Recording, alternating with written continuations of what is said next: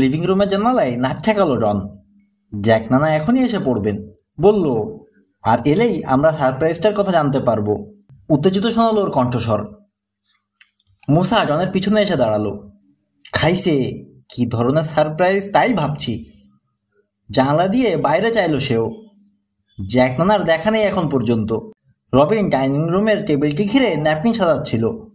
Jack নানা তো কখনো এত রহস্য করেন না। বলল, কিশোর, উনি ফোনে কি বলেছেন আর একবার বলো তো। বেশি কিছু বলেননি, জানালো কিশোর। লম্বা গ্লাসগুলোতে লেমনের ঢাললো।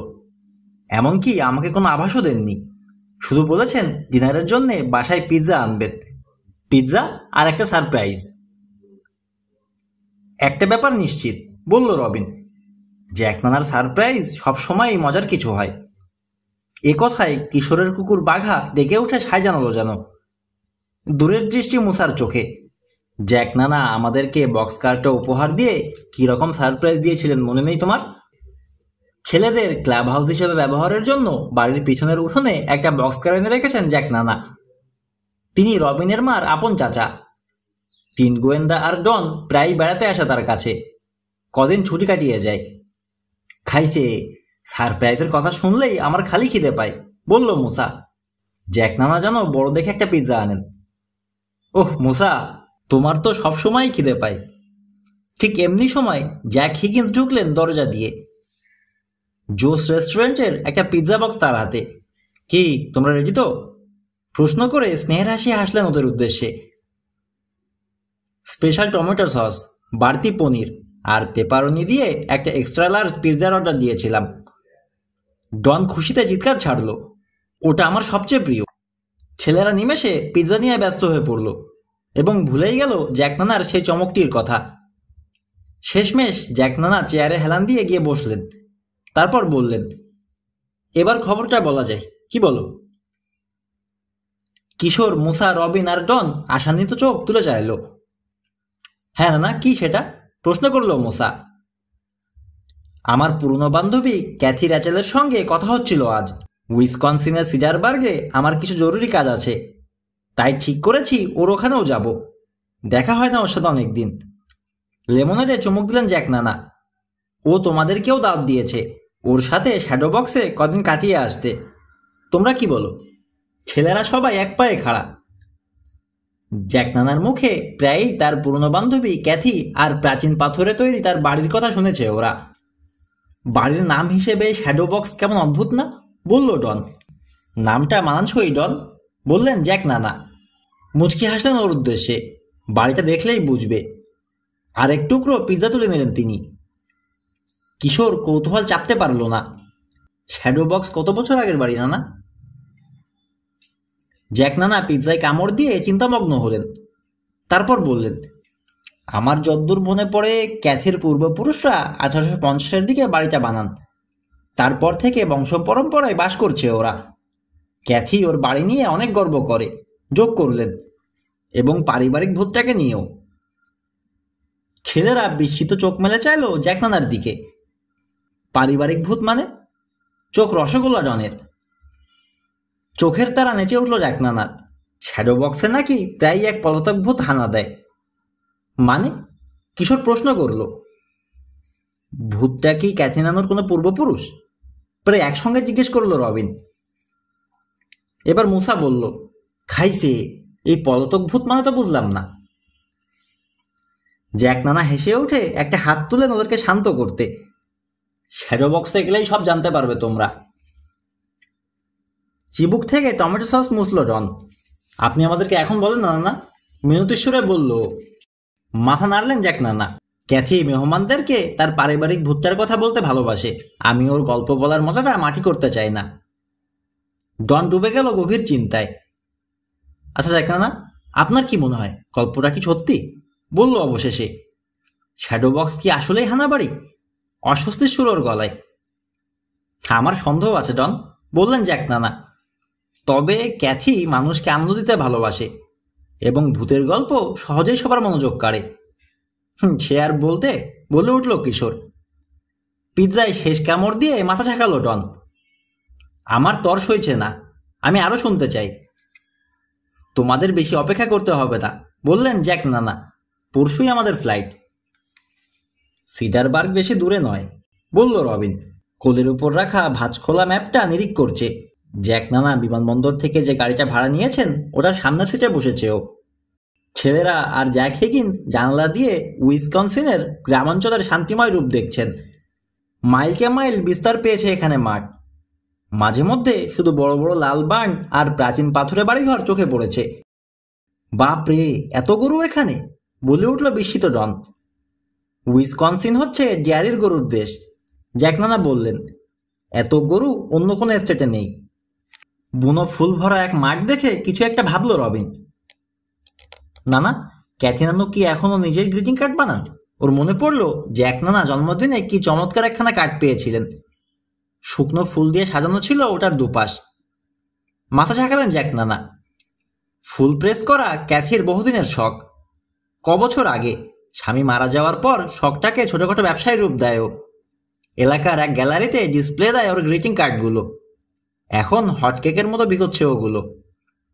তাহলে ওনার নিশ্চয়ই অনেক টাকা, বলল ডন। গ্রিটিং কার্ড বিক্রির টাকায় মাসিক বিলগুলো মেটায়, জবাব দিলেন জ্যাক নানা। তবে ওটুকুই। পুরনো বাড়িতে মেরামতির কাজ লেগেই থাকে, আর সেজন্য অনেক টাকা লাগে। সেজন্যই ক্যাথি সামারের জন্য এক বোড়া রেখেছে, ভাড়াতে আর কি। ওর ছেলে এতে অখুশি, তবে বাড়তি টাকা কটা বেচারির দরকার। ওর ছেলে অখুশি কেন? কিছু জানতে চাইল। রনসনের ধারণা ওর মা অতিরিক্ত পরিশ্রম করছে, এবং তার এত কষ্টের টাকা পুরনো বাড়িটার পেছনে ঢালা হোক ও তা চায় না। ওর কাছে মনে হয় অনর্থক অপচয় করছে। আসলে ওর কখনোই মার মতো অতীতের প্রতি টান ছিল না। নতুন বাড়ি কিনেছে, ছেলে চায় মা শ্যাডো বক্স বেচে দিয়ে তার সাথে থাকুক। খাইছে, শ্যাডো বক্স বেচে দেবে? প্রায় চেঁচিয়ে উঠল মুসা। কিন্তু ওটা তো ক্যাথি নানুর বাসা, তার পৈতৃক ভিটে। ক্যাথি সাফ জানিয়ে দিয়েছে ওটা বেচবে না। ওকে আশ্বস্ত করলেন জ্যাক নানা। ও শ্যাডো বক্সকে অসম্ভব ভালোবাসে। মা ছেলের মধ্যে এ নিয়ে বেশ টানাপোড়েন চলছে। খানিক পরেই ওদের গাড়ি সিডারবার্গ শহরের বুক চিরে এগিয়ে চলল। রাস্তার দুপাশে সারিবদ্ধ পুরনো সব ক্রিমবিক বাড়িঘর। ট্যুরিস্টরা অলস ভঙ্গিতে সাইডওয়াকে হাঁটাহাঁটি করছে। ছোট ছোট দোকানগুলোয় ঢুকছে আর বেরোচ্ছে। একটু পরেই দীর্ঘ এক ড্রাইভওয়েতে প্রবেশ করলো ওরা। ড্রাইভওয়ের শেষ প্রান্তে এক দঙ্গল লম্বা লম্বা গাছগাছালির কোলের মধ্যে প্রাচীন পাথুরে এক বাড়ি। ওই যে শ্যাডো বক্স, চিৎকার ছাড়ল ডন। হ্যাঁ, বললেন জ্যাক নানা। গাড়ি থামালেন। দীর্ঘকায়া রূপালি চুলো এক মহিলা তাদের দিকে ত্বরিত পায়ে এগিয়ে এলে হাত নাড়লেন নানা। গাড়ি থেকে হাসছে পাচ্ছে নেমে এলো সবাই। কেমন আছো ক্যাথি? জ্যাক নানা বান্ধবীর হাত ঝাঁকিয়ে দিলেন। অনেকদিন পর দেখা হলো। হ্যাঁ, ভালো আছি, বললেন তিনি। তুমি ভালো? খুব খুশি হয়েছি তোমরা এসেছো। এরা নিশ্চয়ই তোমার নাতি আর তার বন্ধুবান্ধব। ঝিরিঝিরি বাতাসে পতপত করছে তার লাইলাক ড্রেসের লেস কলার। জ্যাক নানা ছেলেদের সবার পরিচয় জানালেন। প্রত্যেকে হাত মেলালো ক্যাথির সঙ্গে। আপনার কথা অনেক শুনেছি, সবার হয়ে বলল নথি। আজ দেখা হলো। এখন বুঝলাম আপনার বাড়িটার নাম শ্যাডো বক্স কেন, বলে উঠল ডন। এটা বড় একটা বাক্সের মতন দেখতে, আর গাছপালার ছায়ায় ঢাকা। ঠিক বলেছ, বললেন ক্যাথি। ডন ধরতে পেরেছে দেখে খুশি হয়েছেন মনে হলো। দাঁত বেরিয়ে পড়ল ডনের। জ্যাক নানা চকিতে হাতঘড়ি দেখে নিলেন। আমার এখনই যেতে হচ্ছে, একটা ডিনার মিটিং আছে। মাছি তাড়াবার ভঙ্গিতে হাত নাড়লেন ক্যাথি। তুমি এখানে কাজে এসেছো জ্যাক, সে আমি জানি। গাড়ি থেকে সুটকেসগুলো তুললেন জ্যাক নানা। কদিনের মধ্যেই কাজ সেরে ফেলবো, বলে বন্ধুর উদ্দেশ্যে স্মিত হাসলেন। তারপরই সবাই মিলে সুন্দর একটা সময় কাটাবো। পাল্টা হাসলেন ক্যাথি। অপেক্ষায় থাকলাম। ছেলেরা জ্যাক নানাকে হাত নেড়ে বিদায় জানিয়ে ক্যাথিকে অনুসরণ করে বাড়িতে ঢুকলো। ফ্রন্ট হলে ওরা সুটকেসগুলো নামিয়ে রাখতেই ক্যাথি ঘুরে দাঁড়ালেন ওদের উদ্দেশ্যে। তোমাদের নানা বলেছে তোমরা নাকি ঝানু গোয়েন্দা? উজ্জ্বল হাসল ডন। হ্যাঁ, আমরা অনেক রহস্য সমাধান করেছি। অনেক নয়, কয়েকটা করেছি আর কি, স্বীকার করল কিশোর। ক্যাথি মুহূর্তের জন্য চুপ করে থেকে বললেন, হয়েছে কি জানো, সেদিনকে সেধে একটা রহস্য এসে আমার কোলের উপর পড়েছে, আর আমি একদম হকচকিয়ে গেছি। খাইছে, আমরা আপনার রহস্যটা সমাধানে সাহায্য করতে চেষ্টা করব। বলল মুসা, এবং অন্যরা সাগ্রহে ছাই জানালো। কৃতজ্ঞতার হাসি ফুটল ক্যাথির ঠোঁটে। ডিনারের পর ওটার কথা তোমাদেরকে বলবো, কথা দিলেন তিনি। তবে এখন এসো, আমি তোমাদের সাথে পলাতক ভূতের পরিচয় করিয়ে দিই। বিস্ময়ে পরস্পর মুখ তাকাতাকি করলো ছেলেরা। ওরা কি জলজান্ত কোনো ভূতের সঙ্গে মিলিত হতে চলেছে? ক্যাথিকে অনুসরণ করে সিডার ক্রিকমুখী এক আরামদায়ক লিভিং রুমে প্রবেশ করলো 3 গোয়েন্দা আর ডন। এখানে প্রতিটি টেবিলে রং বেরঙের ফুলদানিতে তাজা ফুল রাখা।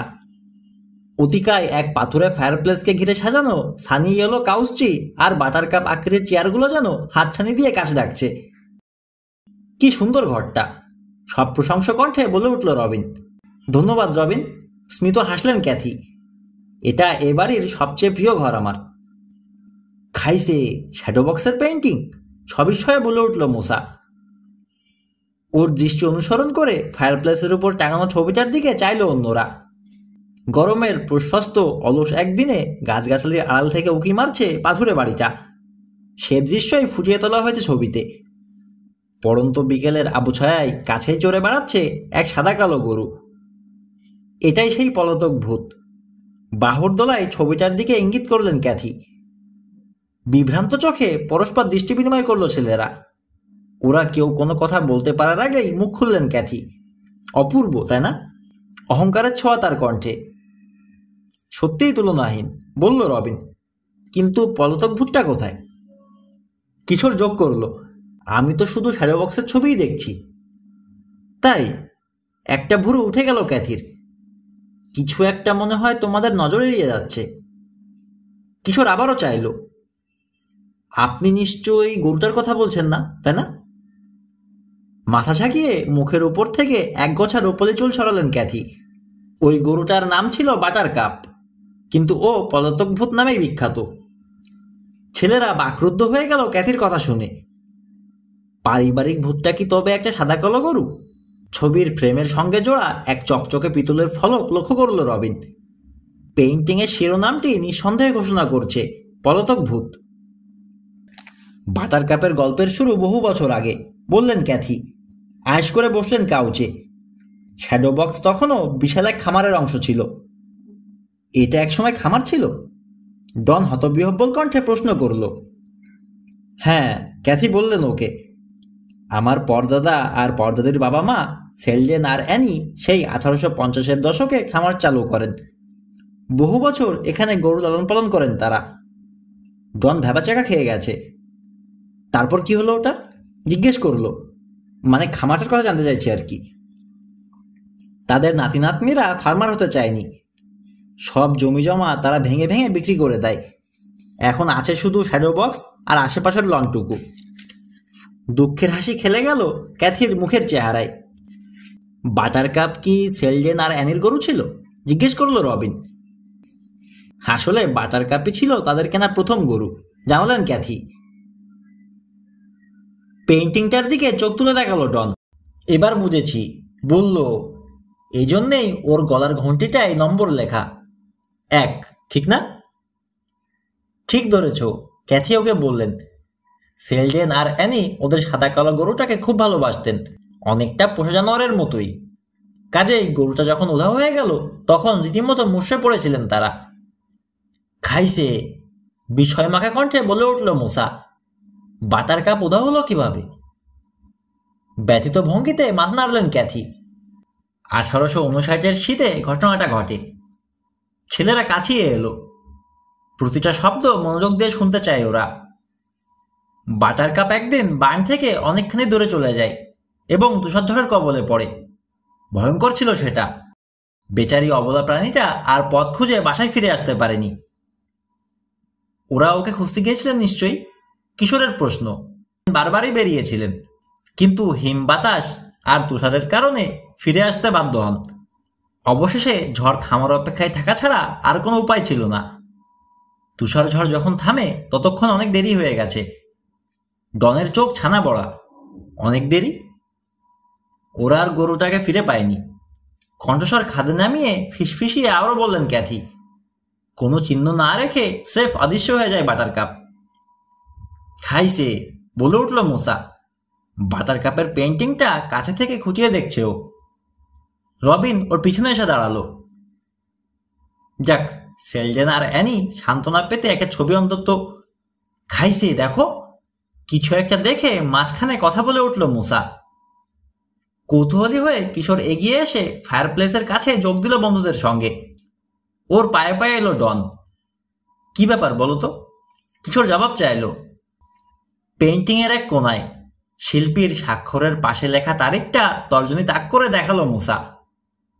খুব অদ্ভুত ব্যাপার না? ওহ, তারিখটা দেখেই ভ্রুজোড়া উঠে গেল রবিনের। ছবিটা আঁকা হয়েছে 1866 সালে, কিন্তু বাটারকাপ নিখোঁজ হয়তো 1859-এ, তাই না ক্যাথি নানু? হ্যাঁ তাই রবিন। সেলডেন আর অ্যানির এক বন্ধু বাটারকাপ অদৃশ্য হওয়ার 7 বছর পর ছবিটা আঁকেন। কি স্মৃতি থেকে গেছিল? মুসার প্রশ্ন। মাথা নাড়লেন ক্যাথি। গরুটা উধাও হওয়ার আগে শ্যাডো বক্সে কখনো আসেননি সেই শিল্পী। ঢোক গিলল রবিন। এটা তার মানে বাটারকাপের ভূতের ছবি? হ্যাঁ ডন, মাথা ঝাঁকিয়ে বললেন ক্যাথি।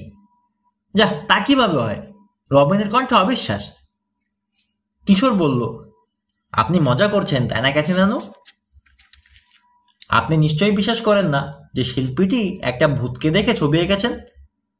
উনি হয়তো অন্য কোনো সাদা কালো গরুকে এঁকেছেন।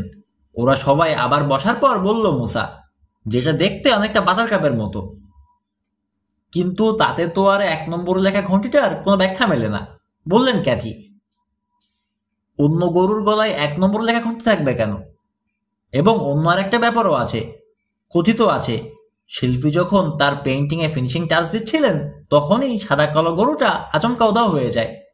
ব্যাপারটা এমন যেন, বাক্যটা শেষ করলেন না তিনি। এমন যেন কি সেটা? ফিসফিস করে জানতে চাইল ডন। যেন গরুটা স্রেফ উবে যায় এভাবে। তুড়ি মারলেন ক্যাথি। সেকালে পরিবারের মানুষেরা অনেকবারই গরুটাকে দেখেছে বলে জানিয়েছিল। মাঝে মধ্যে অতিথিরাও গভীর রাতে গরুর ঘন্টির ভুতুড়ে শব্দ পেয়েছে। আমি নিজে অবশ্য কখনোই শুনিনি। হয়তো আমার ঘুম অনেক বেশি গাঢ়। তবে পলাতক ভূতটা বহু বছর আর আশেপাশে হানা দেয়নি। ডন স্বস্তির শ্বাস ফেলল। ক্যাথি ছবিটার দিকে দৃষ্টি ফেরালে তার মুখের চেহারায় আমোদে এক অভিব্যক্তি দেখা গেল। ইদানিং আমার কেন জানি মনে হচ্ছে বাটারকাপ আমাকে কিছু বলতে চাইছে। চমকে গেল ছেলেরা। ও কথা কেন বলছেন ক্যাথি নানু? রবিন জানতে চাইল। রহস্যটার কারণে রবিন, খুলে বললেন ক্যাথি। আমার কোলের উপর যেটা এসে পড়েছিল তার কথা বলছি। রহস্যটার সাথে কি বাটারকাপের কোনো সম্পর্ক আছে? কিশোর অবাক গলায় প্রশ্ন করল। আশা করি তোমরা সেটা খুঁজে বের করবে, জবাব দিলেন ক্যাথি। এবার ঝটপট প্রসঙ্গ পাল্টালেন। চলো তোমাদেরকে বাড়িটা ঘুরিয়ে দেখায়। ছেলেরা ক্যাথিকে অনুগমন করে কামরা ছাড়ছে। মুসা কাঁধের উপর দিয়ে চাইল। গা ছমছম করে উঠল ওর। ফায়ারপ্লেসের উপরে টাঙানো পেন্টিংটা কি সত্যিই ভুতুড়ে? এটা কি সত্যি? বড় ভাইদেরকে প্রশ্ন করলো ডন। মুসার রবিন যে রুমটায় থাকছে সেই লেস অ্যান্ড ল্যাভেন্ডার রুমের জানালায় দাঁড়িয়েও।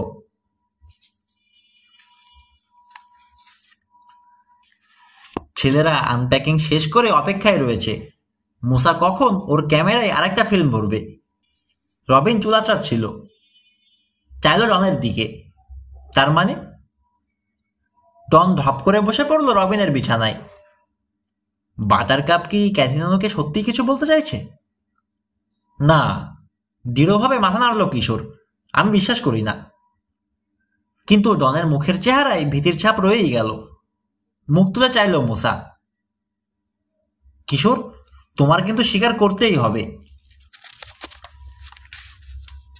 পেইন্টিংটার মধ্যে অদ্ভুত একটা ব্যাপার আছে। নির্দ্বিধায় একমত হলো ডন। বাটারকাপ উধাও হওয়ার 7 বছর পর শিল্পী ছবিটা আঁকলো কিভাবে? শ্রাক করল কিশোর। ভালো প্রশ্ন। আমিও বুঝতে পারছি না। আলোচনায় যোগ দিল নথি। 4 জনে নামছে নিচতলায়। কিন্তু এর পেছনে নিশ্চয়ই যুক্তিসঙ্গত কোনো ব্যাখ্যা থাকবে। যেমন? জবাব চাইল ডন। এই প্রশ্নের জবাব কারোরই জানা নেই। বাহ, দারুণ গন্ধ ছেড়েছে তো। দল বেঁধে কিচেনে ঢোকার মুখে বলল কিশোর। আভন থেকে বিস্কিট বের করার সময় গুনগুনিয়ে গান গাইছিলেন ক্যাথি। মাশরুম সস দিয়ে আমার স্পেশাল মাংসের বড়া বানিয়েছি। টেবিলটা ইতিমধ্যেই তৈরি ডিনারের জন্য। ছেলেদেরকে বসতে ইঙ্গিত করলেন তিনি। আশা করি তোমাদের ভালো লাগবে। জ্যাক নানা বলেছেন আমাদেরকে আপনি নাকি অসাধারণ রাঁধেন, বলল রবিন। বসলো ডনের পাশে। আমি পুরনো ফ্যামিলি রেসিপিগুলো ফলো করি আর কি, বললেন ক্যাথি। সেলজেনের বউ অ্যানি এগুলোর বেশিরভাগই নিয়ে এসেছিলেন সেন্ট আইভস থেকে। সেন্ট আইভস, বলল কিশোর। ইংল্যান্ডে ওটাই ছিল অ্যানির হোম টাউন। টেবিলে আলু ভর্তার পাত্র রাখলেন ক্যাথি। নিজের শহর ছেড়ে আসতে নিশ্চয়ই খুব কষ্ট হয়েছিল অ্যানির, বলল মুসা। একটা চেয়ার টানলেন ক্যাথি। আমার ধারণা অ্যানির প্রথম প্রথম দেশের জন্য খুব মন কেমন করত, তবে তিনি সেলজেনকে ভালোবাসতেন এবং উইসকনসিনের নতুন জীবন নিয়ে তার কোনো আফসোস ছিল না। ঠিক এমনই সময় পিছন থেকে এক কণ্ঠস্বর শুনে ছেলেরা বিস্ময়ে ঝট করে ঘুরে চাইল। সরি, দেরি করে ফেললাম। হালকা পাতলা গড়নের এক তরুণী হন্তদন্ত হয়ে কামরাটিতে প্রবেশ করল। তার পরনে স্লিভলেস ব্লাউজ আর উজ্জ্বল ফুলের নকশাওয়ালা স্কার্ট। সোনালি চুল পিছনে টেনে বেঁধেছে পনিটেল করে। আন্তরিক হাসলেন ক্যাথি। আমরা মাত্রই বসেছি লিসা। চট করে ছেলেদের সঙ্গে তার বোর্ডার লিসা হাওয়ার্থের পরিচয় করিয়ে দিলেন। আমি বেরোচ্ছি। এ সময় এক নবদম্পতি আসে গ্যালারিতে। ওরা স্কেচ করাতে চাইছিল। কিশোরের পাশে খালি চেয়ারটাই বসলো। কি করব বলুন, বাড়তি টাকা তো দরকার। ছেলেদের ঈষৎ হতচকিত মুখগুলো দেখে ক্যাথি বললেন, সিডারবার্গের এক স্থানীয় গ্যালারিতে চাকরি করে লিসা। শহরে বেড়াতে আসা ট্যুরিস্টদের ছবি আঁকেও। মুসাকে আগ্রহী দেখালো। খাইছে, আপনার নিশ্চয়ই কাজটা খুব ভালো লাগে লিসা, তাই না? কোলের উপর ন্যাপকিন বিছালো লিসা। হ্যাঁ লাগে, একে চর্চার মধ্যে থাকা যায়, বলল। তবে টাকার পরিমাণটা খুবই কম। লিসা আর্ট স্কুলে পড়ে, ব্যাখ্যা করলেন ক্যাথি। যে হারে এগোচ্ছি তাতে ফল টাইমের জন্য পর্যাপ্ত টাকার ব্যবস্থা করে উঠতে পারবো না। প্লেটে সবুজ বিন নেয়ার সময় ভুরু কুচকে গেল লিসার। টাকার টানাটানিতে পড়লে কেমন লাগে সেটা আমি জানি। তরুণীর বাহুতে সান্ত্বনার হাত রাখলেন ক্যাথি। তবে ঠেকবে না তুমি, কোনো না কোনো উপায় ঠিকই বের হয়ে যাবে, দেখো। জ্যাক নানা সবসময় বলেন ইচ্ছা থাকলে উপায় হয়, বলল মুসা। এবার মাংসের বড়াগুলোর উপর ঝাঁপিয়ে পড়ল। মাথা ঝাঁকালো লিসা। হ্যাঁ, মাঝে মধ্যে মানুষ সব কিছুই করতে বাধ্য হয়, বলল। এমনকি যদি, দীর্ঘশ্বাসে মিলিয়ে গেল ওর কণ্ঠস্বর। কিশোর প্রত্যাশা নিয়ে চেয়ে রইল তরুণীর দিকে, কিন্তু বাক্যটা শেষ করল না লিসা।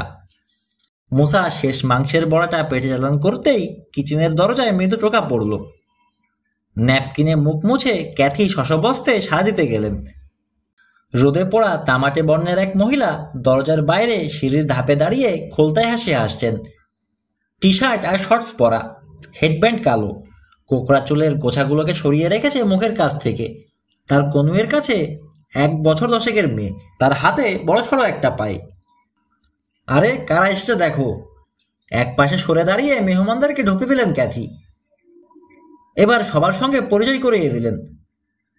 তার প্রতিবেশী লরা রাস আর তার মেয়ে রিনার। আমরা একটা স্পেশাল ওয়েলকাম টু সিডারবার্গ ডেজার্ট বানিয়েছি, বলে মুচকি হাসল রিনা ছেলেদের উদ্দেশ্যে। গোস্ট পাই বলে তুলে ধরলো ওটা। চোয়াল ঝুলে পড়ল ডনের। গোস্ট পাই? ভয় পেও না ডন, হেসে উঠে বললেন লরা। এর সাথে ভূতের কোনো সম্পর্ক নেই, এটা স্রেফ একটা আপেল পাই। কিন্তু কি জানো, যোগ করল রিনা, হুবহু মার মতোই কালো চুল আর বড় বড় বাদামি চোখ ওরও। এটা এতই সুস্বাদু যে অদৃশ্য হয়ে যায় ঠিক এইভাবে। ক্যাথি যেমন করেছিলেন ঠিক সেভাবে তুড়ি বাজালো। তাই আমরা এটাকে বলি গোস্ট পাই। সবাই চেঁচিয়ে উঠল। বাহ, নিখুঁতভাবে আমাদের খাওয়াটা শেষ হতে চলেছে। পাইটা কাউন্টারে রাখার সময় বললেন ক্যাথি। রবিন উষ্ণ হাসল রিনার উদ্দেশ্যে। ভাগ্যিস ডেজার্টের জন্য পেটে জায়গা রেখেছিলাম। খাইছে, মাংসের বড়াগুলো আমার মন কেড়ে নিয়েছে, বলল মুসা। তবে গোস্ত পায়ের জন্যও পেটে অনেক জায়গা খালি আছে আমার। আমারও, জানালো কিশোর। একমত হয়ে মাথা ঝাঁকালো ডন। শহরে এক অ্যান্টিকের দোকান চালায় লরা। ছেলেদেরকে জানালেন ক্যাথি। লোকাল এক পত্রিকার জন্যে আর্টিকেলও লেখে। ও এখন শ্যাডো বক্স আর ফিডারবার্গের অন্যান্য পুরনো বাড়িগুলো নিয়ে কাজ করছে। তাই? সৌদ সাহেব বলল কিশোর। পলাতক ভূতের কথা জানতে তরস হয়েছে না আমার। খুশি আলো ভঙ্গিতে দুহাত কচলালেন ক্যাথি। পারিবারিক ভূতটা নিশ্চয়ই লেখাটাই অনেক গুরুত্ব পাবে। ওটাকে বাদ দিলে তো শ্যাডো বক্স অপূর্ণ। রবিন লক্ষ্য করল লরা অস্বস্তির সঙ্গে নড়েচড়ে বসলেন। সমস্যা হচ্ছে বলতে আরম্ভ করেছিলেন লরা, কিন্তু তার মুখের কথা কেড়ে নিলেন ক্যাথি। লরা, আরও তথ্য লাগলে নিঃসংকোচে আমাকে বলবেন। ভৌতিক সব খুঁটিনাটি আমি আপনাকে সাপ্লাই দেব। একটা হাত তুললেন লরা। আপনার জানা থাকা ভালো ক্যাথি, বললেন লরা। আর্টিকেলে আমি পলাতক ভূতটার কথা লিখব না, তাই ঠিক করেছি। কেন? নিমেষে ক্যাথির মুখের চেহারায় বিস্ময় আর বেদনার মিশ্র অনুভূতি ফুটে উঠল। অনেক বছর ওটাকে দেখা যাচ্ছে না, ঠিক না? এবং বহু বছর আগের ঘটনাগুলোও সম্ভবত বানোয়াট, অতিথিদেরকে আনন্দ দেওয়ার জন্যে। ভুতুরে গরুর পুরো ব্যাপারটাই কেমন যেন গাঁজাখুরি মনে হয়। আপনার কি ধারণা? ক্যাথির চোখের দিকে হঠাৎ করে চাইতে পারছেন না লরা। গাঁজাখুরি? কেমন আড়ষ্ট হয়ে গেলেন ক্যাথি। লিসা এ সময় নিজের মত দিল। আমি লরার সাথে একমত। ওরকম একটা আর্টিকেলে শুধু সত্যটুকুই থাকা উচিত। মাথা ঝাঁকালেন লরা। ঠিক বলেছ, বললেন, শুধু সত্য এবং সত্য। ভুতুরে গরুর কথা লিখলে মানুষ হাসাহাসি করবে, যোগ করল লিসা। অমন কিছু লেখার কথা কল্পনাও করা উচিত নয় লরা। কিশোরের চোখে চোখে চাইল রবিন। লিসা এর মধ্যে নাক গলাচ্ছে কেন? আর্টিকেলটার সাথে ওর তো কোনো সম্পর্ক নেই। আমি চাই আমার লেখাটাকে পাঠক সিরিয়াসলি নিক, বললেন লরা। আচ্ছা, তর্ক করতে গিয়েও সামলে নিলেন ক্যাথি। ক্যাথি নানুর চেহারায় হতাশা দেখে মন খারাপ হয়ে গেল মোসার। কিছু একটা বলার দরকার ভাবল, কিন্তু পলাতক ভূতটা তো শ্যাডো বক্সের ইতিহাসের অবিচ্ছেদ্য অংশ, যে ইতিহাসের শুরু সেই 1850-এ। মার দিকে চাইল রিনা। মুসা ঠিকই বলেছে, পলাতক ভূতটার কথা বাদ দিয়ে শ্যাডো বক্স সম্বন্ধে লেখার কোনো মানে নেই। দুটোই একসাথে মিশে আছে, ঠিক গোস্ট পাই আর আইসক্রিমের মতন। ভুরু কুচিয়ে গেল লরার। রিনা প্লিজ, চোখ দিয়ে সতর্ক করলেন মেয়েকে, তুমি কিন্তু সবকিছু আরো জট পাকিয়ে দিচ্ছ। আপনি যা ভালো মনে করেন করেন লরা, বললেন ক্যাথি। চেষ্টাকৃত হাসি ফোটালেন মুখে। কারো মন রাখার দরকার নেই। সবাই পরিষ্কার বুঝল তিনি কষ্ট পেয়েছেন। আজ আসি। ঝট করে উঠে দাঁড়িয়ে দরজার দিকে মেয়েকে প্রায় তাড়িয়ে নিয়ে গেলেন লরা। সহসাই বিদায় নিতে ব্যস্ত হয়ে উঠেছেন তিনি। পরে দেখা হবে। তাদের পিছনে দরজা লেগে গেলে ক্যাথি অস্পষ্ট স্বরে আওড়ালেন, লরা যদি ভেবে থাকে আমি চুপচাপ হাত গুটিয়ে বসে থাকবো, তবে ভুল করবে, মন থেকে বলছি। ছেলেরা পরস্পর উদ্বিগ্ন চাউনি বিনিময় করল। ক্যাথি নানু ঠিক কি করতে চাইছেন? তো শেষমেশ বললেন ক্যাথি, আবার খোশ মেজাজে ফিরে এসেছেন। তোমরা রহস্যটার কথা শুনতে চাও? ছেলেরা সাগ্রহে মাথা ঝাঁকালো। এখন লিভিং রুমে বসে রয়েছে ওরা। অ্যাপল সাইডারে চুমুক দিচ্ছে এবং গোস্ট পাই আর আইসক্রিম খাচ্ছে। সব কটা সূত্র এখানে আছে, বললেন ক্যাথি। পাশের টেবিল থেকে ছোট্ট একটা কাঁচের বাক্স তুলে নিলেন। তবে আমি এর মাথা মুন্ডু কিছুই বুঝতে পারিনি। আমরা এর সমাধান যথাসাধ্য চেষ্টা করব, কথা দিল কিশোর। হ্যাঁ, আমরা খুব ভালো গোয়েন্দা, বলল ডন। গোয়েন্দা? প্রতিধ্বনি করল লিসা। এই ছেলেরা যে কোনো রহস্যের সমাধান করতে ওস্তাদ। ক্যাথি বললেন ওকে। ওরা কথা দিয়েছে আমাকে একটা রহস্যের কিনারা করতে সাহায্য করবে। তাই? ভ্রুজোড়া উঁচু করল লিসা। হ্যাঁ, সত্যিই তাই। রহস্যটা ক সপ্তাহ আগে আমার কোলে এসে পড়ে, ফ্রন্ট হলে যখন মেরামতের কাজ করাচ্ছিলাম। মেঝের কটা তক্তা খুলে গিয়েছিল এবং ওগুলো পাল্টানো দরকার পড়েছিল। ছেলেদের সবার দিকে একে একে চাইলেন ক্যাথি। এক মিস্ত্রি এক আলগা তক্তার নিচে এটা খুঁজে পাই। রহস্যময় বাক্সটিকে মৃদু ঝাঁকুনি দিলেন। মুসা ভালোভাবে দেখার উদ্দেশ্যে হাঁটু গেড়ে বসলো ক্যাথির চেয়ারের পাশে। খাইছে, বাক্সটা দেখি প্রেস্ট ফুল দিয়ে সাজানো। হ্যাঁ, জিনিসটা সত্যিই খুব সুন্দর, সাজালেন ক্যাথি, আর অনেক প্রাচীন। আমার ধারণা বাক্সটা বহু বছর লুকানো অবস্থায় ছিল। চোখে প্রশ্ন নিয়ে তার দিকে চাইল রবিন। ও কথা কেন বলছেন ক্যাথি নানু? ভালো করে বাক্সটা দেখো, ফুলগুলো কেমন মলিন হয়ে গেছে, দেখেছ? প্রেসড ফুলও সময়ের ব্যবধানে বিবর্ণ হয়ে যায়, বয়স কাউকেই ছাড়ে না। ভালো বলেছেন ক্যাথি নানু, তারিফ করে বলল কিশোর। পাকা গোয়েন্দার চোখ আপনার। বাক্সটার উপরে আলতো হাত বোলালো মোসা। আবিষ্কারটা করতেই হিমস্রোত বয়ে গেল ওর শির দাঁড়াবে। ঝুমকো ফুল, মানে বাটার কাপ। অন্যরা পরখ করার জন্য বাক্সটাকে ঘিরে জড়ো হলো। মোসা ঠিকই বলেছে, গোটা বাক্সটাই অন্য কোনো ফুল নয়, শুধু বাটার কাপ দিয়ে অলঙ্কৃত। এই জন্যই কি আপনি ভাবছেন যে পলাতক ভূতের সাথে বাক্সটার কোনো সম্পর্ক আছে? ক্যাথিকে প্রশ্ন করলো কিশোর। মাথা ঝাঁকিয়ে ক্যাথি বললেন, কোনো ধরনের যোগসূত্র নিশ্চয়ই আছে, আমার মন বলছে। কিন্তু বাক্সটার ভেতরে কি? আউ আউ করে প্রশ্ন করলো ডন, মুখ ভর্তি গোস্ত পাই নিয়ে। সাসপেন্স আর সহ্য হচ্ছে না ওর। এক টোকায় ঢাকনাটা খুললেন ক্যাথি এবং এক টুকরো কাগজ বের করলেন। কালের স্রোতে হলদেটে হয়ে গেছে ওটা। ভেতরে একটা ধাঁধা আছে, বললেন তিনি, এবং অদ্ভুত এক ধাঁধা। চশমা পরে নিয়ে জোরে জোরে পড়তে লাগলেন। The thing we hold is the thing you seek, our treasure waits shadows speak. Solve this riddle and you will see you are ready to solve riddle 3। Kishore মনে মনে বাংলা করে নিল ধাঁধাটাকে। তোমার হাতে যেটা, খুঁজছো তুমি সেটা, এক গুপ্তধন অপেক্ষায়। ছায়ারা কথা কয়, এই ধাঁধার সমাধান করো, দেখবে 3 নম্বর ধাঁধারও সমাধান পারো তুমি। ক্যাথি নানুর দিকে বিস্ফোরিত দৃষ্টিতে চেয়ে রইল ছেলেরা। এবার জন বলল, 3 নম্বর ধাঁধা?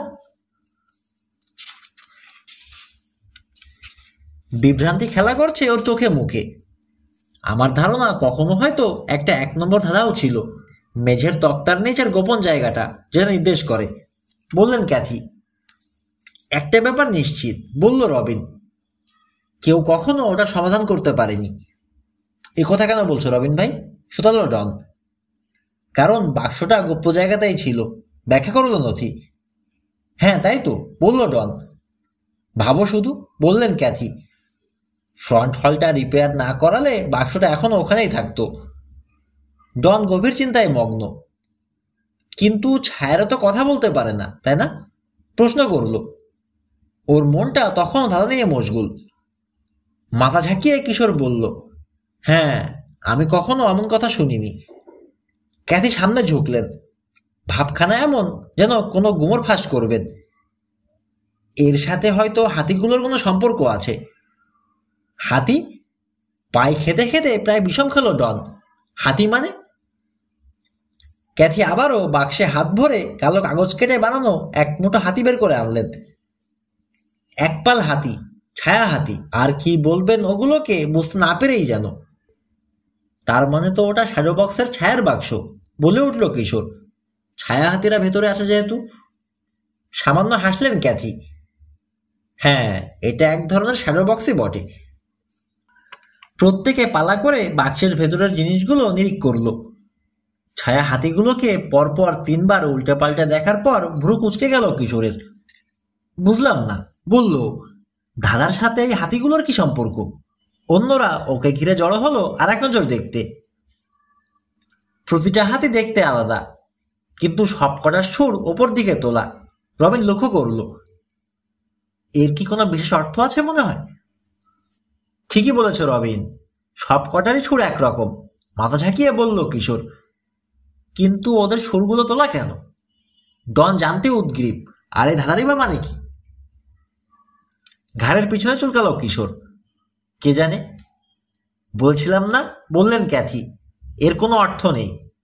আপল সাইডারে চুমুক দিলেন। ছেলেরা স্তব্ধ হয়ে বসে রইল, হতবিহ্বল। অদ্ভুত এক রহস্য ওদের সামনে। ছায়ারা যদি কথা বলে, তাহলে ছায়া হাতিরা কি বলতে চায় ওদেরকে? লিসা মুখ খুলল এতক্ষণে। আমার ধারণা এর কোনো মানে নেই। এটা হয়তো কোনো ধরনের খেলা। দায়সারা ভঙ্গিতে বলল, সম্ভবত ভিক্টোরিয়ান যুগ থেকেই বাক্সটা লুকানো অবস্থায় আছে। সেকালে তো পার্লার গেম খুব জনপ্রিয় ছিল। কপাল কুঁচে গেল ডনের। ভিক্টোরিয়ান যুগ কি? পুরনো আমল, জানালো কিশোর, যখন টিভি কিংবা কম্পিউটার ছিল না।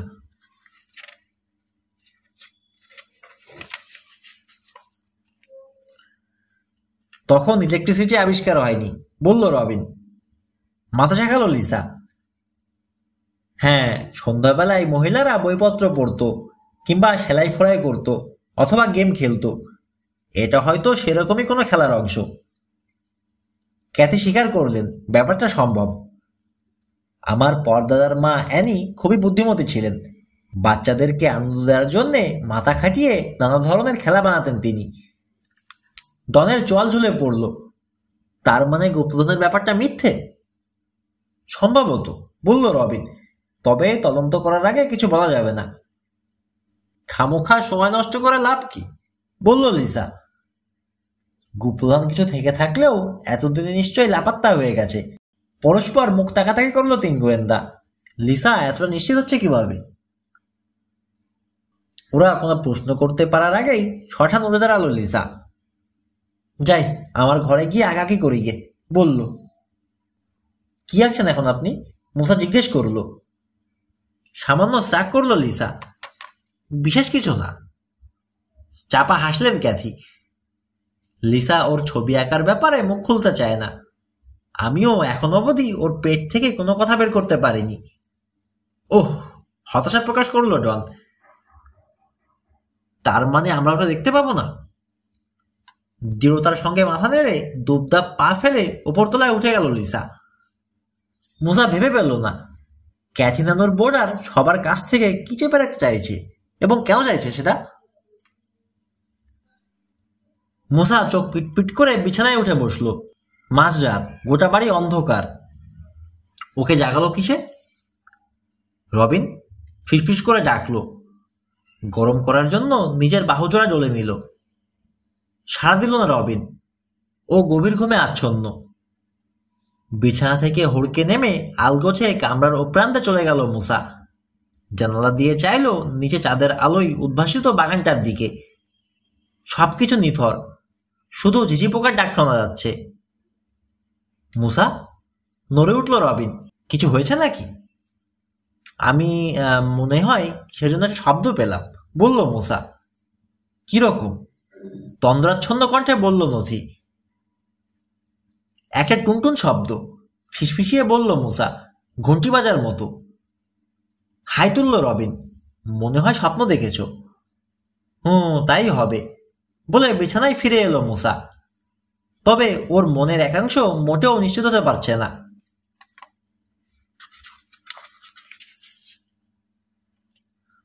পরদিন সকালে ভরপেট নাস্তা সেরে ছেলেরা বেরোলো ক্যাথরিনার সঙ্গে সিডারবাগ শহরটা পায়ে হেঁটে ঘুরে দেখতে। মুসা ক্যামেরা এনেছে সিডার ক্রিকের তীরে দাঁড়ানো প্রাচীন মিলগুলোর ছবি তোলার জন্য। শহরের বুক ভেদ করে হাঁটছে। প্রায় ছোটখাটো দোকানগুলোই ঢু মারছে ওরা। এটা নিশ্চয়ই লড়ার দোকান, বলল কিশোর। মাথা পিছনে হেলিয়ে এক দোকানের সাইনের দিকে চোখ তুলে চাইল। উজ্জ্বল নীল অক্ষরগুলো বলছে রাশেস অ্যান্টিক শপ। হ্যাঁ, বললেন ক্যাথি, এখানে অনেক পুরনো পুরনো জিনিসপত্র পাওয়া যায়। তাই? প্রশ্ন করল ডন। হ্যাঁ, অতীতের অনেক জিনিস মেলে এখানে। এসো, বললেন ক্যাথি। ভিতরে পা রাখতেই ওদের নজর কাড়ল দোকান ভর্তি করা পুরোনো আমলের সব ছবির ফ্রেম, কোলোয়েল ল্যাম্প, হাতে বোনা গালিচা, খারাপির চেয়ার এবং ধুলোমলিন প্রাচীন বইপত্র। দোকানটির প্রতিটি আনাচে কানাচে অ্যান্টিক ঠাসা। মালিকদের কাছে এগুলোর একসময় কদর ছিল। ক্যাথি বললেন ওদেরকে, প্রতিটি আঁচড়ের দাগে অতীতের শত্রু লুকিয়ে আছে। ক্যাথি, ওদের দিকে হেঁটে এলেন লরা, খানিকটা চমকিত। খুব খুশি হলাম আপনি এসেছেন। সামান্য হাসলেন ক্যাথি। আপনি কি ভেবেছিলেন আমি অভিমান করে দূরে সরে থাকব? ভেবেছিলাম আপনার রাগ এখনো পড়েনি।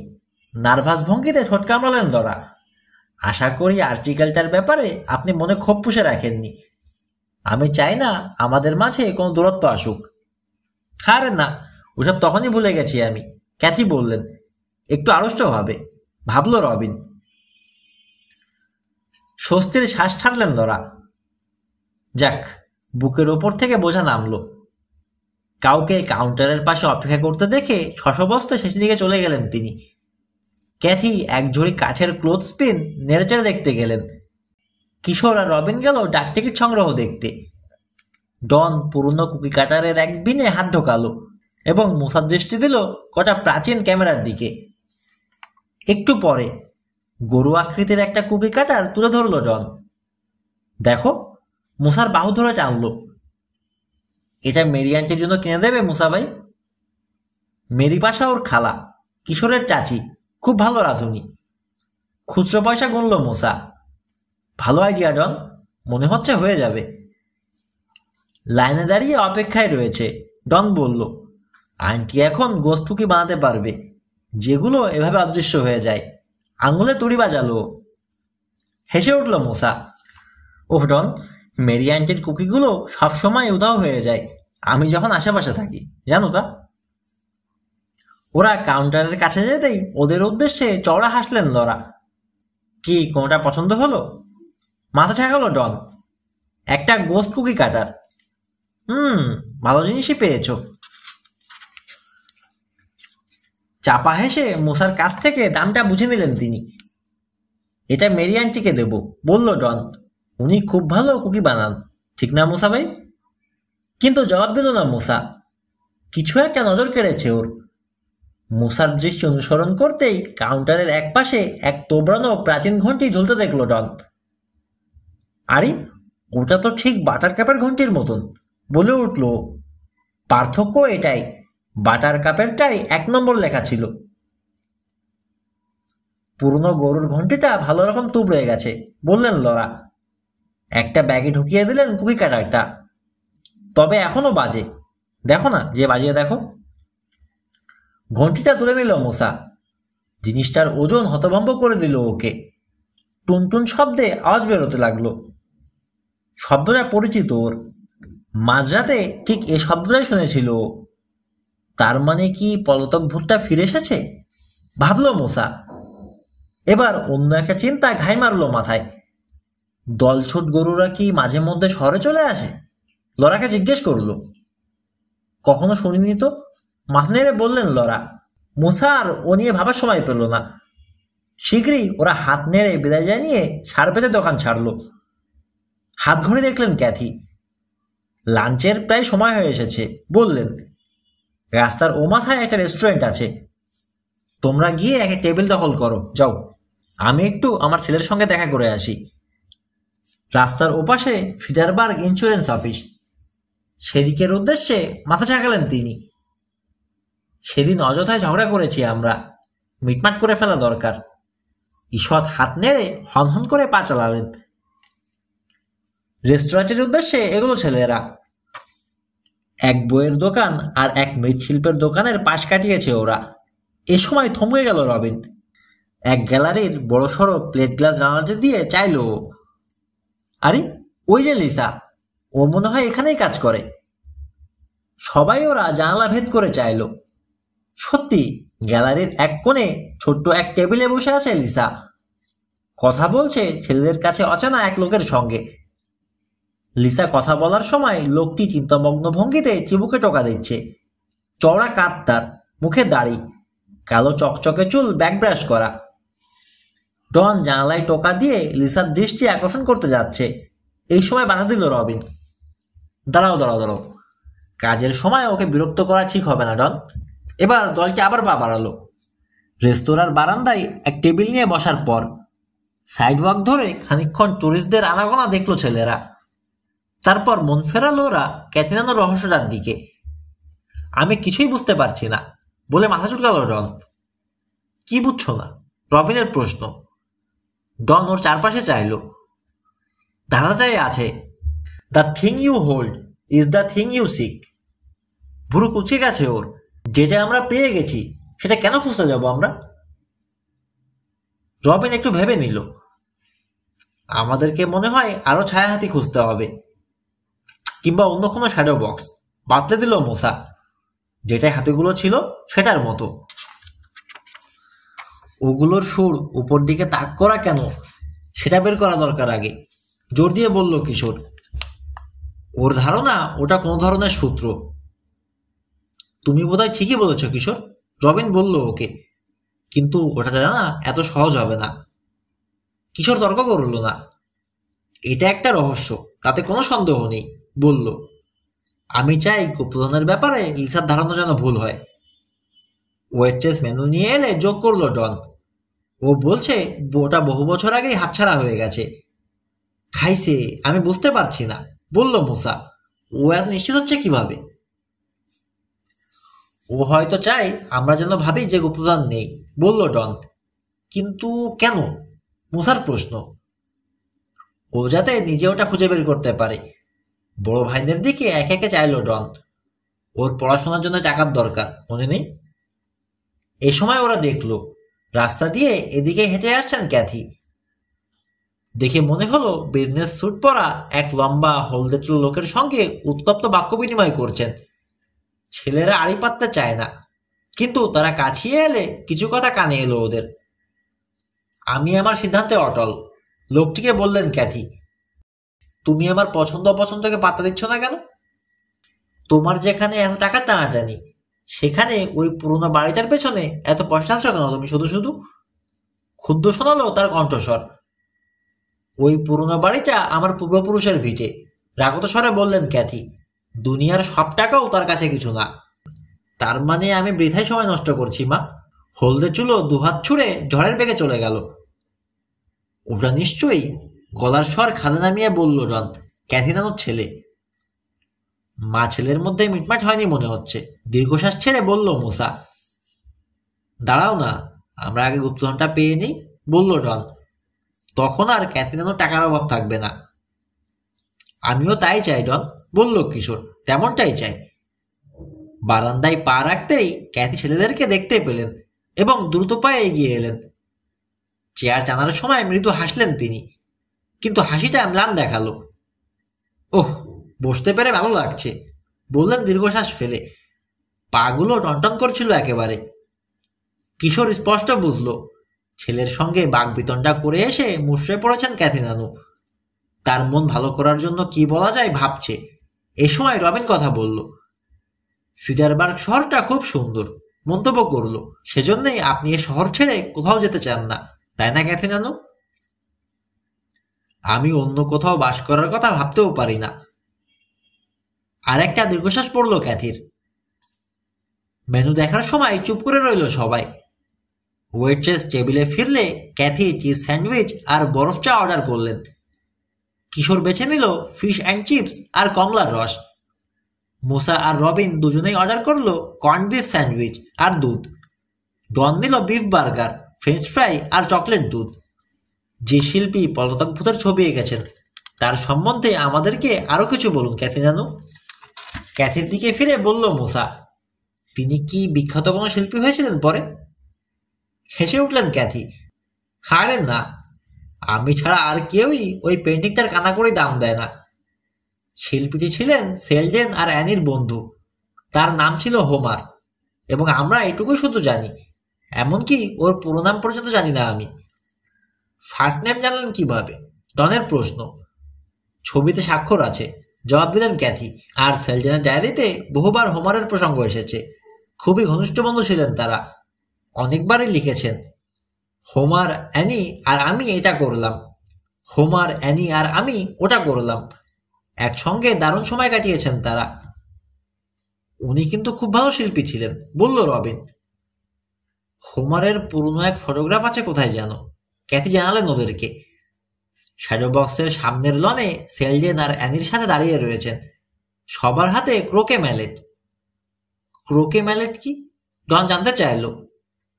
ক্রোকে পুরোনো আমলের এক খেলা, ব্যাখ্যা করল কিশোর। উইকেটের ভেতর দিয়ে কাঠের বলে আঘাত করে ম্যালেট দিয়ে। দাঁত বের করে হাসল ডন। খুব মজার খেলা নিশ্চয়ই। ওর উদ্দেশ্যে স্মিত হাসলেন ক্যাথি। যদ্দূর মনে পড়ে চিলেকোঠায় একটা পুরনো ক্রোকে সেট আছে, চাইলে খুঁজে দেখতে পারো। ছেলেরা তো এক পায়ে খাড়া। শ্যাডো বক্সে ফিরেই সোজা চিলেকোঠায় গিয়ে উঠল ওরা। ওহ, কি গরম এখানে, বলে উঠল ডন। মাথা ঝাঁকালো কিশোর। গনগনে চুল্লির মতন, বলে ধুলো পড়া বইপত্র, কাঠবোর্ডের বাক্স, ভাঙা খেলনাপাতি আর জবরজং প্রাচীন চেয়ারগুলোর উপর চোখ বুলিয়ে আনলো। আসো আমরা ভাগ হয়ে খুঁজি, প্রস্তাব করলো রবিন। তাহলে আর বেশিক্ষণ লাগবে না। ডন এক বাক্স কমিক বই আর জিক্স পাজল ঘাটাঘাটি করার জন্য বসে পড়ল। ধুলোমলিন এক প্রাচীন ড্রেসারের ড্রয়ারগুলো খুলল কিশোর। হাবিজাবি জিনিসে ভরা বড় সড়ো এক ঝুড়ি হাতড়ালো রবিন। নানান দূরদেশের মলিন হয়ে আসা অসংখ্য স্টিকার সাটা একটা ট্রাঙ্কে, সেটির ভেতর তল্লাশি চালালো মুসা। খানিক পরে জনের চিৎকার শুনল ওরা। কিশোর এগিয়ে এলো এক নজর দেখতে। এক কাচের বাক্সের ঢাকনা তুলে ধরেছে। আরে তাই তো, বলল ম্যালেট। বল আর উইকেট ভরা বাক্সটার ভেতরে চোখ নামিয়ে যাইল। খাইছে। প্রাচীন ট্রাঙ্কটার সামনে তখনও দাঁড়িয়ে রয়েছে মুসা, চোখ বিস্ফারিত। কি হলো? রবিন প্রশ্ন করল। মুসা তুতলে বলল, এটা একটা ট্রাঙ্ক। রবিন, কিশোর আর ডন মুসার দিক থেকে ট্রাঙ্কটার উদ্দেশ্যে এক পলক চেয়ে আবার দৃষ্টি ফেরালো। হকচকিয়ে গেছে ওরা রীতিমতো। তাতে এত অবাক হওয়ার কি আছে মুসা ভাই? ডন জানতে চাইল। কত চিলে কোঠাতেই তো ট্রাঙ্ক থাকে। কিন্তু এটা একটা ট্রাঙ্ক, এবং এটা রয়েছে ওপরে, অর্থাৎ চিলে কোঠায়। উত্তেজিত সরল মুসার কণ্ঠ। সহসায় বুঝে গেল কিশোর। চিমটি কাটল নিজের ঠোঁটে।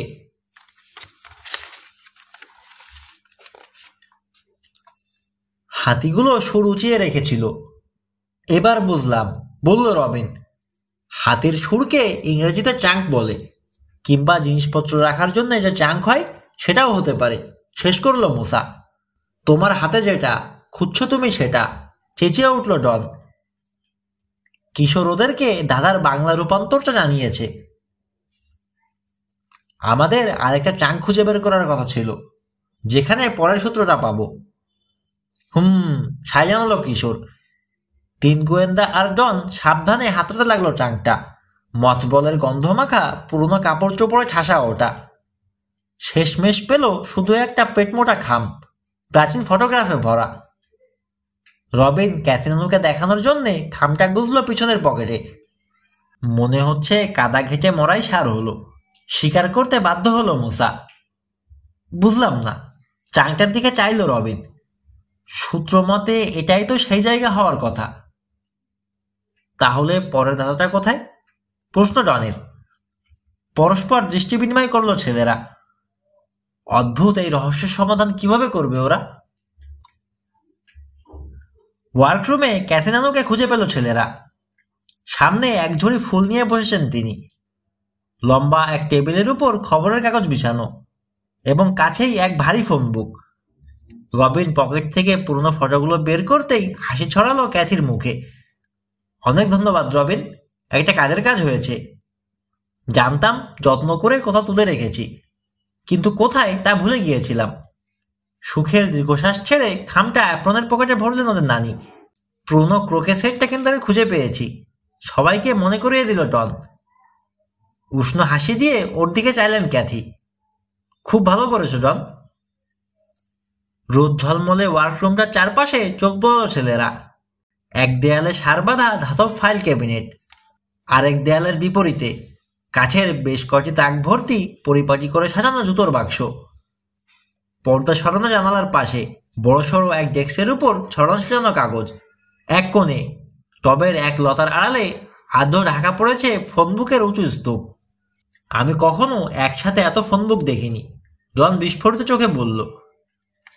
ক্যাথি পিছনে মাথা ঝাড়া দিয়ে হেসে উঠলেন।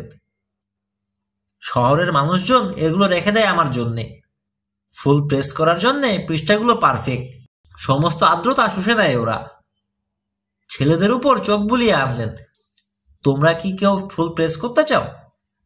চাইলে দেখাতে পারি আমি। খাইছে শেয়ার বলতে বলে উঠল মুসা, চোখ চকচক করছে আগ্রহে। অন্যরাও সানন্দে মাথা ঝাঁকালো। ক্যাথি দুটো বেতের ঝুড়ি দিলেন ওদেরকে। শুরুতে কিছু ফুল জোগাড় করতে হবে তোমাদের, বললেন। বাগানে কোনো ফুল যদি নজর কাড়ে স্রেফ ছিঁড়ে আনো। ওহ, বুনো ফুলও বাদ দিও না যেন, এমনকি বুনলতা পাতাও ফেলনা নয়। আমি ঝুমকো ফুল তুলব, দরজার দিকে যেতে যেতে বলল ডন। ওগুলোই আমার সবচেয়ে প্রিয়। বাইরে এসে কিশোর আর রবিন বাগান ভেদ করে চলে যাওয়া পাথর মোড়া পথটা অনুসরণ করলো।